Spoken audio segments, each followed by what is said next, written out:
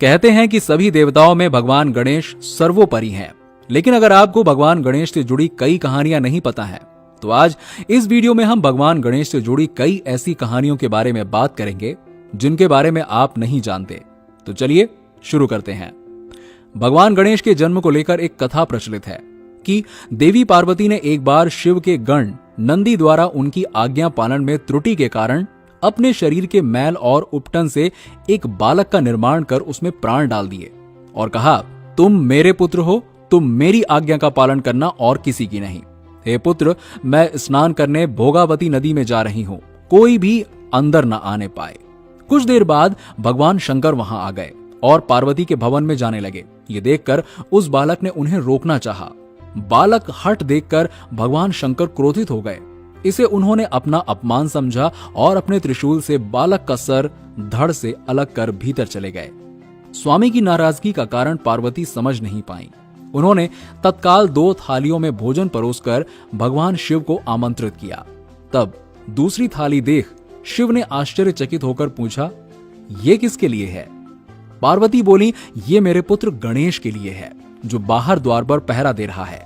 क्या आपने आते वक्त उसे नहीं देखा? कहते तो ये भी हैं कि भगवान शंकर के कहने पर विष्णु जी एक हाथी का सर काट कर लाए थे और वो सर उन्होंने बालक के धड़ पर रखकर उसे जीवित कर दिया था। भगवान शंकर व अन्य देवताओं ने उस गजमुख बालक को अनेकों आशीर्वाद दिए। देवताओं ने गणेश, गणपति, विनायक, विघ्नहर्ता, प्रथम पूज्य आदि कई नामों से उस बालक की स्तुति की थी। इस प्रकार भगवान गणेश का प्राकट्य हुआ। ब्रह्म वैवर्त पुराण में इस होनी के पीछे का कारण बताया गया है। पुराण के अनुसार शिव पार्वती को पुत्र प्राप्ति की खबर सुनकर शनिदेव उनके घर आ गए। वहां उन्होंने अपना सर नीचे की ओर झुका रखा था। ये देखकर पार्वती जी ने उनसे सवाल किया, क्यों, आप मेरे बालक को क्यों नहीं देख रहे हो? ये सुनकर शनिदेव बोले, माते, आपके सामने कुछ कहने लायक नहीं हूं, लेकिन ये सब कर्मों के कारण है। मैं बचपन से ही श्री कृष्ण का भक्त था। मेरे पिता चित्ररथ ने मेरा विवाह कर दिया। वो सती साध्वी नारी छाया बहुत तेजस्विनी, हमेशा तपस्या में लीन रहने वाली थी। एक दिन वो ऋतु स्नान करने के बाद मेरे पास आई। उस समय मैं ध्यान कर रहा था, मुझे ब्रह्म ज्ञान नहीं था। उसने अपना ऋतुकाल असफल जानकर मुझे श्राप दे दिया। अब तुम जिसकी तरफ दृष्टि करोगे वो नष्ट हो जाएगा। इसलिए माते, मैं हिंसा और अनिष्ट के डर से आपके और बालक की ओर नहीं देख रहा हूँ। ये सुनकर माता पार्वती के मन में कौतूहल हुआ। उन्होंने शनिदेव से कहा, आप मेरे बालक की तरफ देखिए, वैसे भी कर्म फल के भोग को कौन बदल सकता है।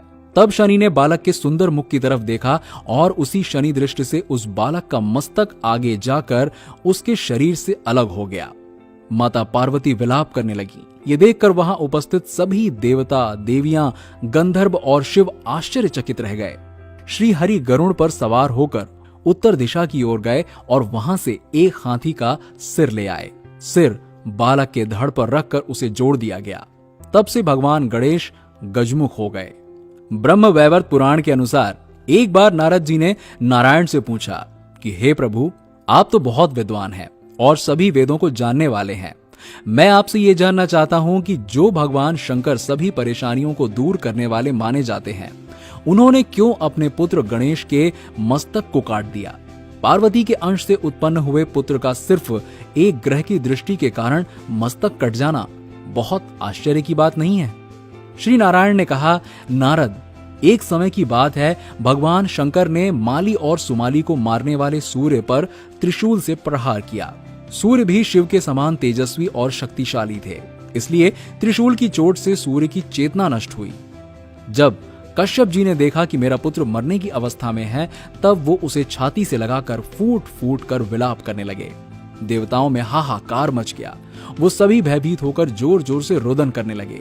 सारे जगत में अंधेरा हो गया। तब ब्रह्मा के पौत्र तपस्वी कश्यप जी ने शिव जी को श्राप दिया, जैसा आज तुम्हारे प्रहार के कारण मेरे पुत्र का हाल हो रहा है, ठीक वैसा ही तुम्हारे पुत्र पर भी होगा। तुम्हारे पुत्र का मस्तक कट जाएगा। तब तक भोलेनाथ का क्रोध शांत हो चुका था। उन्होंने सूर्य को फिर से जीवित कर दिया। सूर्य कश्यप जी के सामने खड़े हो गए। जब उन्हें कश्यप जी के श्राप के बारे में पता चला तो उन्होंने सभी का त्याग करने का निर्णय लिया। भगवान ब्रह्मा सूर्य के पास पहुंचे और उन्हें उनके काम पर नियुक्त किया। ब्रह्मा, शिव और कश्यप आनंद से सूर्य को आशीर्वाद देकर अपने अपने भवन चले गए। इधर सूर्य भी अपनी राशि पर आरूढ़ हुए। इसके बाद माली और सुमाली को सफेद कोढ़ हो गया, जिससे उनका प्रभाव नष्ट हो गया। तब ब्रह्मा ने उन्हें कहा, सूर्य के कोप से तुम दोनों का तेज खत्म हो गया है, तुम्हारा शरीर खराब हो गया है, तुम सूर्य की आराधना करो। उन दोनों ने सूर्य की आराधना शुरू की और फिर से निरोगी हो गए। दोस्तों, इस वीडियो में हमने भगवान गणेश से जुड़ी कई घटनाओं के बारे में बात की। तो आपको वीडियो कैसा लगा? और अगर आप भगवान गणेश के भक्त हैं तो इस वीडियो को जरूर शेयर करना। मिलते हैं नेक्स्ट वीडियो में कुछ और टॉपिक के साथ। तब तक के लिए नमस्कार।